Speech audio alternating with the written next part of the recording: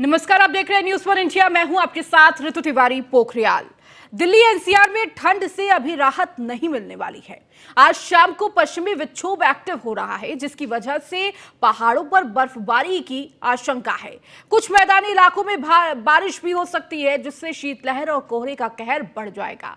मौसम विभाग के मुताबिक अगले 3-4 दिन दिल्ली में ठंड जमकर कहर बरपाने वाली है। तो लगातार ठंड का कहर देखने को मिल रहा है, चाहे वो दिल्ली एनसीआर हो या फिर उत्तर भारत हो। लगातार ठंड का प्रकोप इस वक्त आम जनता पर पड़ रहा है। तो अभी ठंड से राहत नहीं मिलने वाली है। मौसम विभाग के अनुसार पश्चिमी विक्षोभ एक्टिव हो रहा है और जिसकी वजह से पहाड़ी इलाकों में भारी बर्फबारी होगी और कहीं ना कहीं उस बर्फबारी से मैदानी इलाकों में भी इसका प्रकोप बढ़ेगा और कई जगह पर बारिश भी हो सकती है और इसके साथ ही ठंड का कहर और ज्यादा बढ़ सकता है।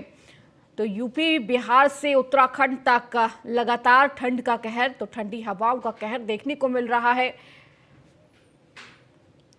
तो सर्दी का सितम लगातार जारी है और अभी भी इस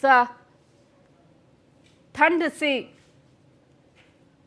राहत नहीं मिलने वाली है। तो पहाड़ी इलाकों में बर्फबारी की आशंका है, भारी बर्फबारी होगी और जिसकी वजह से मैदानी इलाकों में भी ठंड बढ़ने की और भी ज्यादा अनुमान लगाया जा रहा है। कई जगहों पर बारिश भी हो सकती है।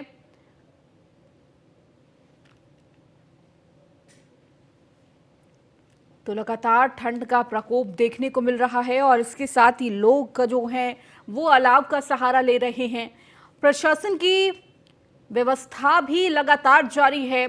जगह जगह अलाव जलाना हो, कंबल देना हो, इसके साथ ही रैन बसेरों को लेकर भी तमाम जो व्यवस्थाएं हैं उसको दुरुस्त किया जा रहा है और लगातार आम जनता से ये अपील की जा रही है कि अगर आप सड़कों पर निकल रहे हैं तो एहतियात बरतते हुए निकलें, सावधानी रखते हुए निकलें, क्योंकि लगातार धुंध की चादर देखने को मिल रही है और इस धुंध की चादर में वाहन चलाना कहीं ना कहीं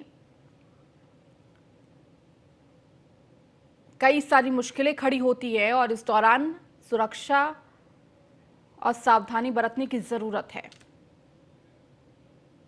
वहीं दिल्ली एनसीआर में ठंड से अभी राहत नहीं मिलने वाली है। आज शाम को पश्चिमी विक्षोभ एक्टिव हो रहा है, जिसकी वजह से पहाड़ों पर भारी बर्फबारी की आशंका है। कुछ मैदानी इलाकों में बारिश हो सकती है, जिससे शीतलहर और कोहरे का कहर बढ़ जाएगा। मौसम विभाग के मुताबिक अगले 3-4 दिन दिल्ली में ठंड जमकर कहर बरपाने वाली है। तो लगातार ठंड का कहर देखने को मिलेगा। तो पश्चिमी विक्षोभ आज शाम एक्टिव हो जाएगा, जिसकी वजह से पहाड़ी इलाकों में भारी बर्फबारी की आशंका है और इसी के साथ ही साथ कुछ मैदानी इलाकों में बारिश भी हो सकती है, जिससे ठंड का प्रकोप और बढ़ जाएगा।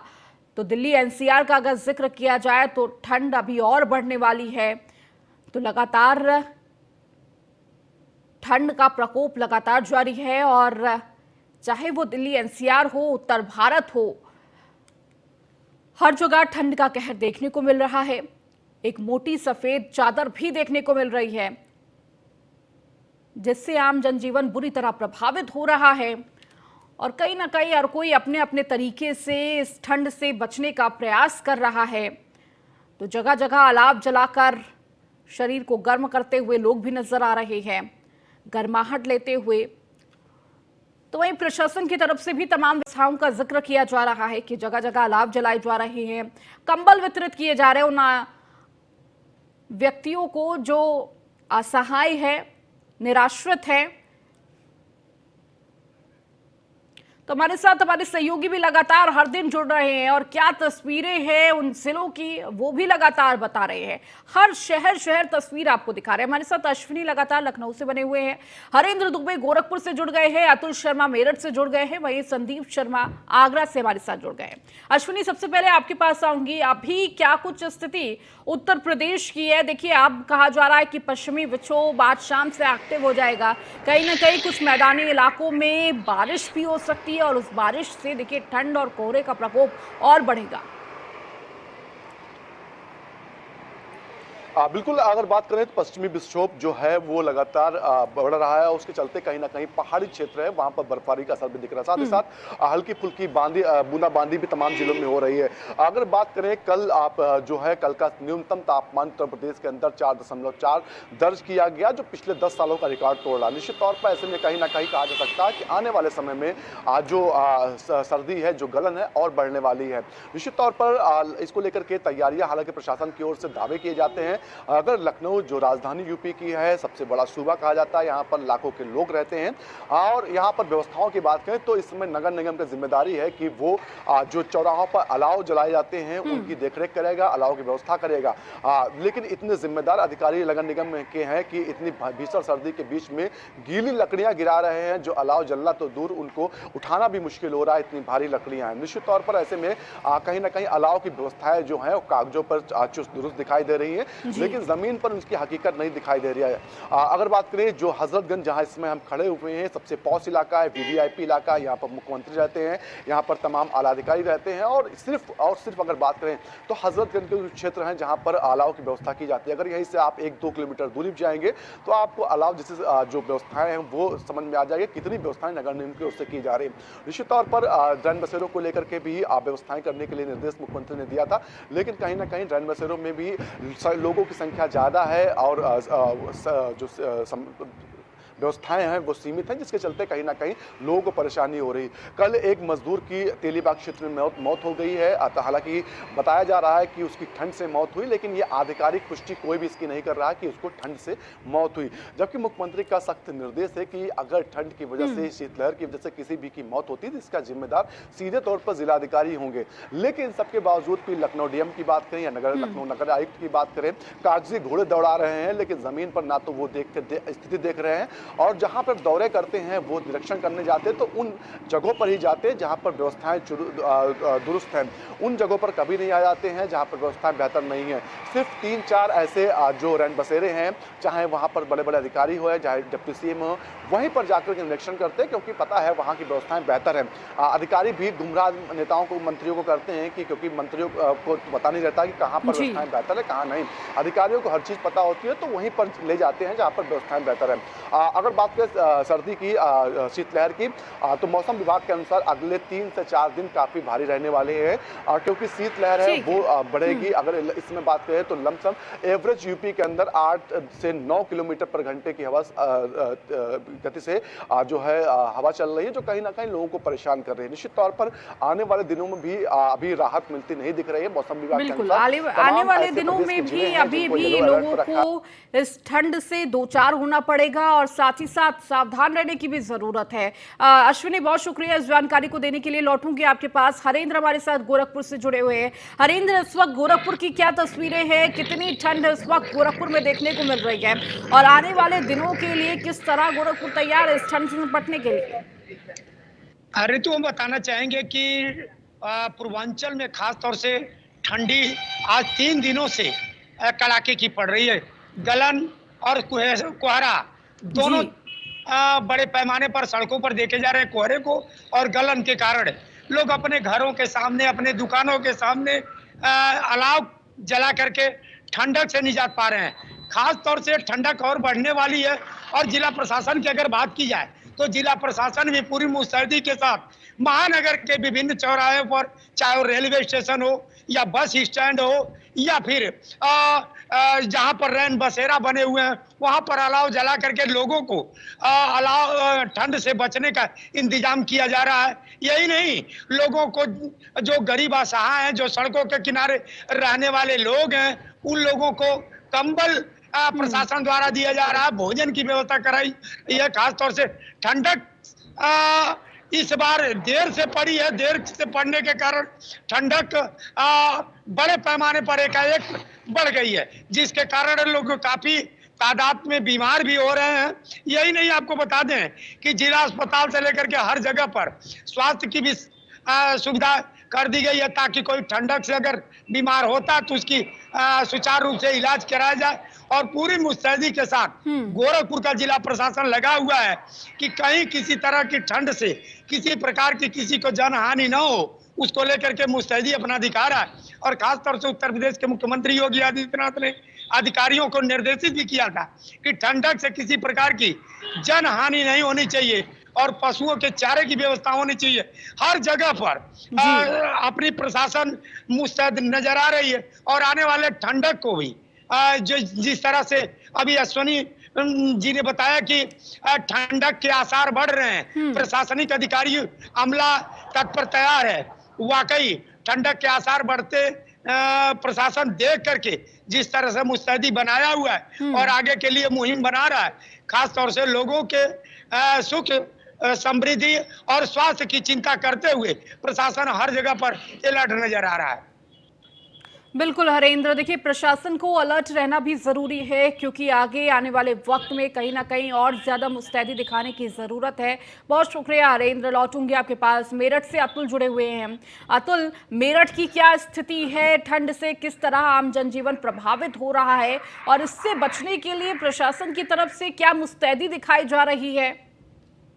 देखिए ऋतु, अगर मेरठ के सितम की ठंड के सितम की बात की जाए तो यहाँ लोगों को काफी तकलीफों का सामना करना पड़ रहा है। प्रशासन की बात की जाए तो देखिए, एक कहावत है, ना खुदा मिले ना विसाले सनम, ना इधर के रहे ना उधर के सनम। जो मुख्य चौराहे हैं वहां पर प्रशासन के लोग लकड़ी भी डाल रहे हैं, लेकिन जो गरीब लोग हैं, गरीब बस्ती है, वहां पर लोग ठंड से परेशान है, काफी तकलीफों में रह रहे हैं, लेकिन उसके बावजूद प्रशासन की निगाह उन गरीबों तक नहीं पहुंच पाती है। केवल दिखाने के लिए, कागजी कार्रवाई के लिए कागजों का हाथी दौड़ता हुआ नजर आ रहा है। लेकिन अगर हकीकत की बात की जाए तो मेन चौराहे, कुछ चौराहों के अलावा कहीं लकड़ी से लेकर के या फिर कोई ऐसी व्यवस्थाएं नजर नहीं आ रही है जहाँ जिलाधिकारी लगातार निर्देश दे रहे हैं। पोल्यूशन विभाग हो या फिर रैन बसेरे की बात की जाए, नगर निगम की बात की जाए, सभी विभागों के लिए निर्देश तो दिए जा रहे हैं, लेकिन धरातल पर वो साबित नजर नहीं आ रहे हैं। मुख्यमंत्री का साफ निर्देश है कि उत्तर प्रदेश के अंदर किसी भी तरह की समस्या ना हो।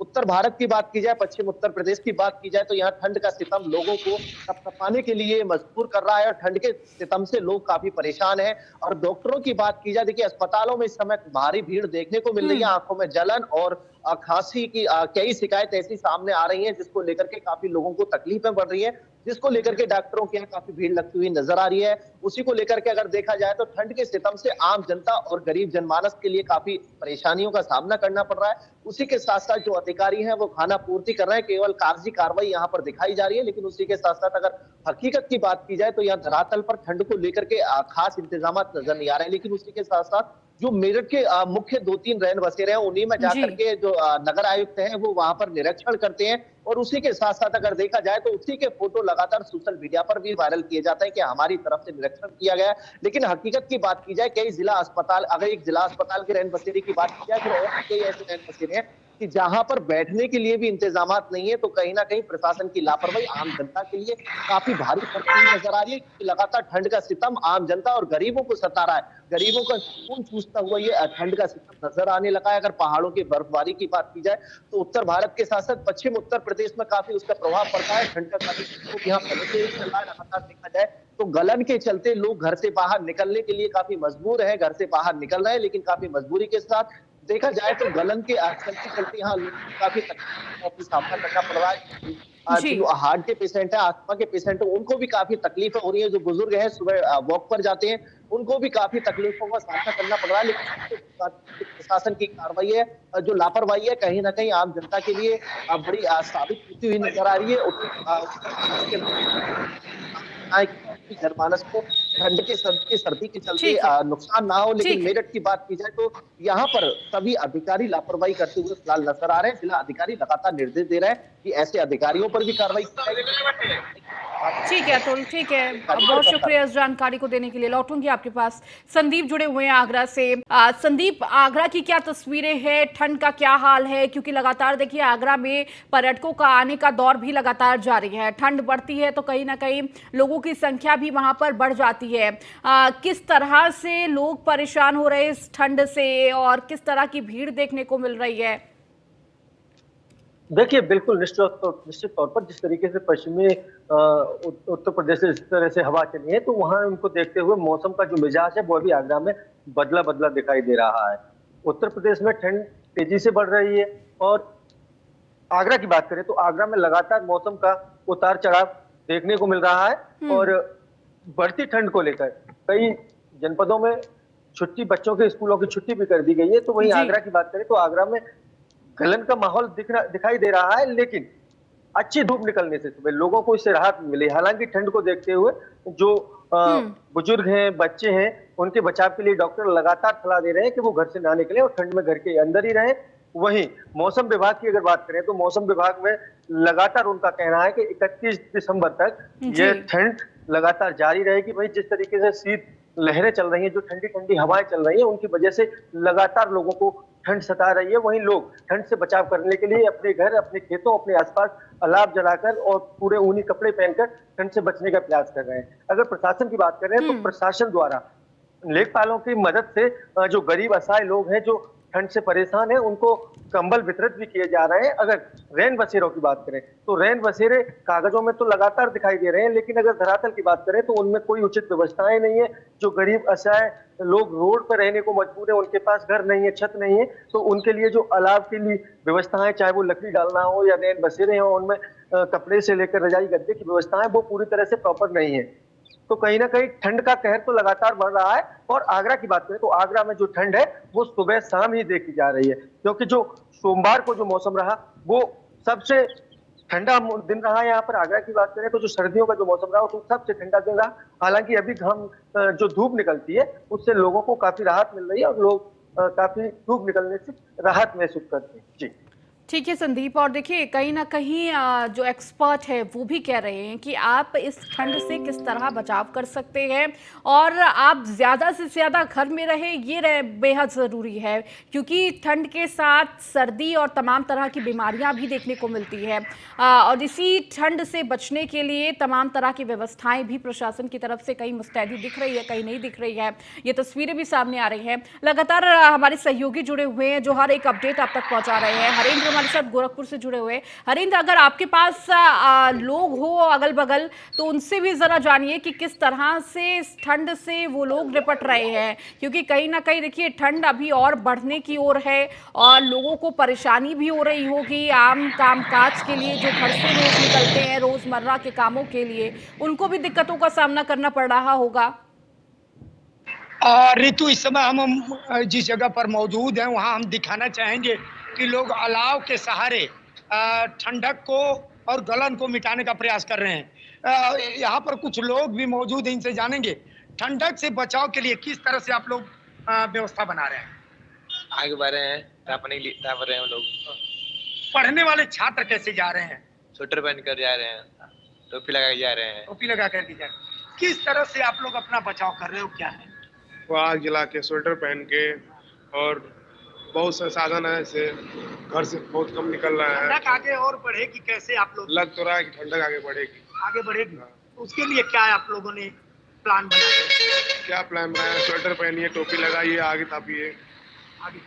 अभी आपने देखा ऋतु की किस तरह से जो लोग अलाव का सहारा ले रहे हैं, उन लोगों का मानना है कि ठंडक बढ़ेगी तो हम आगे भी इसी तरह की अपनी बिल्कुल। और देखिए गर्म कपड़े पहनना, अलाव से अपने शरीर को गर्म करना, इस मौसम में ये सब करना बेहद ज़रूरी है, क्योंकि कहीं ना कहीं आपके शरीर पर इसका फ़र्क पड़ता है और आगे आने वाले वक्त को देखते हुए तमाम तरह की सावधानी बरतने की ज़रूरत है। आप सभी सहयोगियों का बहुत बहुत धन्यवाद इन तमाम जानकारियों को देने के लिए और तमाम तस्वीरें दिखाने के लिए। फिलहाल इस बुलेटिन में इतना ही। बने रहिए न्यूज़ 1 इंडिया के साथ।